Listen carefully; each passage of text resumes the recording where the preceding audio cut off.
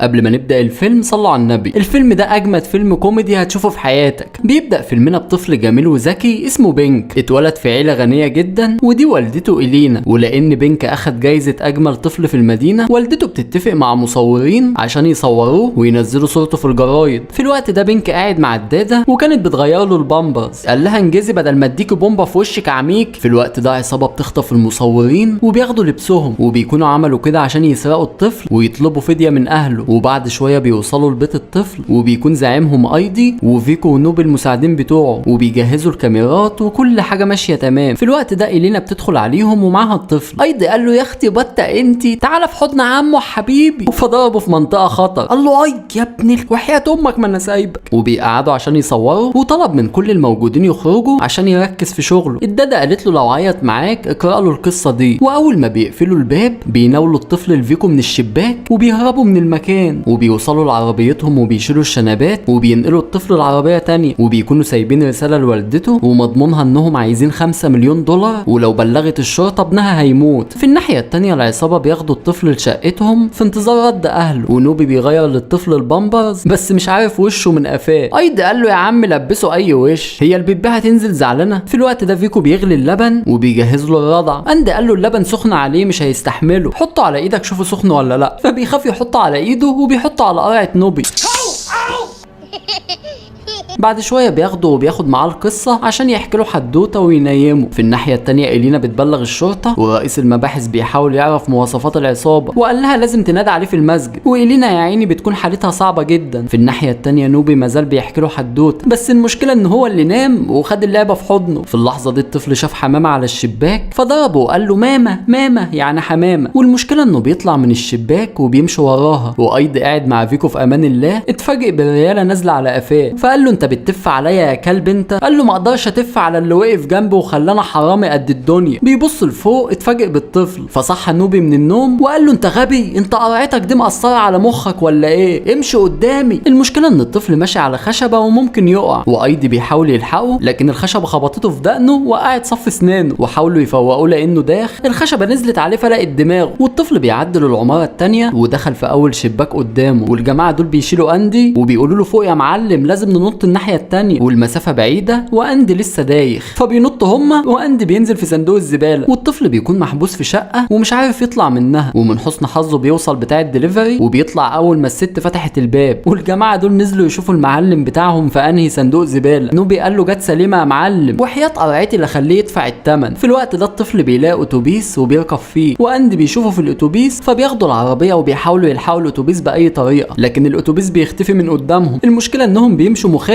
نوبي قال له الله يخرب بيتك بص يمين وشمال وهو محتاس ومش عارف يبص يمين ولا شمال فبيلبس في صندوق الزباله. وبعد معاناه بيوصلوا للاتوبيس ونوبي بيبحث عن الطفل لكن مش بيلاقيه. بالصدفه فيكو بيشوفه في شنطه واحده نازله من الاتوبيس فبيمشوا وراها وقال لهم محدش يمد ايده في الشنطه لا تصوت وتفضحنا. وفجاه بتلف تضرب اندي وقالت لهم عايزين تتحمرشوا بيا. قال لها نتحمرش بمين يا ست انت ده انت شبه ابويا. وبتضرب فيكو وبتعمل وشه جزامه. نوبي قال لها ربنا على المفترى يا شيخه. في الوقت ده الطفل بيدخل مول كبير وبيفضل ماشي وسط الناس وبتشوف الموظفه المسؤوله عن العاب الاطفال فبتاخده وبتسيبه وسط الاطفال. وبعد شويه بيشوف واخده ابنها من المول فبيركب العربيه من تحت بدون ما تحس بيه. والجماعه دول واقفين يبحثوا عنه في كل مكان ومش لاقيينه. اندي قال لهم اكيد الواد ده في المنطقه هنا. وإلينا يا عيني قاعده قدام التلفزيون طول الوقت بتتابع الاخبار عشان تشوفهم وصلوا لايه. في الوقت ده الطفل بيطلع من المول وبيكون قدامه مذيعه بتسجل على التلفزيون وبالصدفه بيعدي من تحتها وبيوقع المايك وبيظهر الطفل على التلفزيون لكن مامته مش بتاخد بالها. وبيلاقي تاكسي قدامه فبيركب فيه وبالصدفه اندي بيشوفه في التاكس فبياخدوا العربيه الشقيه بتاعتهم وبيحاولوا يلحقوه. وبعد شويه التاكسي بيقف قدام حديقه الحيوان والطفل بينزل وبيدخل الحديقه. والجماعه دول بياخدوا وقت على ما بيعدوا الطريق وبيوصلوا الحديقه لكن بيكون اختفى. واثناء ما كانوا ماشيين بيلاقوا اثار اقدامه فبيدخلوا المبنى اللي دخل فيه وبيتفاجئوا ان المكان كله حيوانات. وفيكو لقى الغوريلا بص عليه قال لها بص قدامك بدل ما اديك على وشي، وبيبحثوا في كل مكان لكن مش بيلاقوه. بيتفاجئوا انه قاعد مع الغوريلا وبيضحك عليهم، ونوبي بيعيط عشان شايف ال5 مليون بيضيعوا قدام عينيه. والغوريلا حبت الطفل لدرجه انها ادته ياكل من اكلها. فيكو بيجرب حظه وبيحاول يسحبه وبيشده من قطان الجزمه بالعافيه، لكن الغوريلا كان ليها راي تاني. فيكو ما اهتمش وصمم انه يسحبه. قالت له ده انت عيل قليل الادب بقى وعايز تتربى، وضربته بكل قوتها على ايده، طبقت صوابعه، فبيقعد على جنب يصوت من الوجع. نوبي بيشغل دماغه وبيجيب عصايه خشب عشان يسحبه، وايدي بيحاول يشغل الغوريلا عشان ما تاخدش بالها، وفعلا بيشيله من الحمالات، لكن الغوريلا نزلت الطفل وطيرته لفوق ما نزلش تاني. بيتبقى العقل المدبر بتاعهم، فبيستخدم ذكائه واستنى لحد ما نامت وبدأ يسحبه بهدوء. المشكله ان الطفل بيتحرك والغوريلا بتصحى، فمسكت ايده وجعرت في وشه، عملت شعره استشوار وحدفته بقوه واتزنق في الحديد بتاع قفص القرد. في الوقت ده قفص الجنينه بيتفتح وبينكي بيودع الغوريلا وبيمشي، وبيفضل ماشي في الحديقه لحد ما بيشوفوه وبيستغلوا الفرصه، واخيرا بيمسكوه. واول ما طلعوا اتفاجئوا باتنين ظباط، فبيخافوا وبيحدفوا الواد لبعضهم. ايدي خده وخباه تحت الجاكيت بتاعه. الظابط قال لهم حد شاف طفل صغير هنا ولا هنا؟ اندي قال له لا والله يا باشا، احنا قاعدين هنا بنشمشم هوا نضيف وبنبدي اعجابنا بالازهار المتفتحه. وفجاه الطفل قرصه من رجله، مشوها رجله ونفسه يصوت بس كاتم الوجع جواه عشان الظابط. بس مش دي المشكله ان الطفل ولع في المنطقه الحساسه، واندي يا عيني بيتألم ومحدش حاسس بيه. قال لهم اعملوا اي حاجه مشوهم من هنا. وفعلا قاموا يتكلموا معاهم وبيشتتوا انتباههم، والطفل بيسيب الولاعه مولعه وبيمشي من المكان، واندي قاعد تعبان وبيتعذب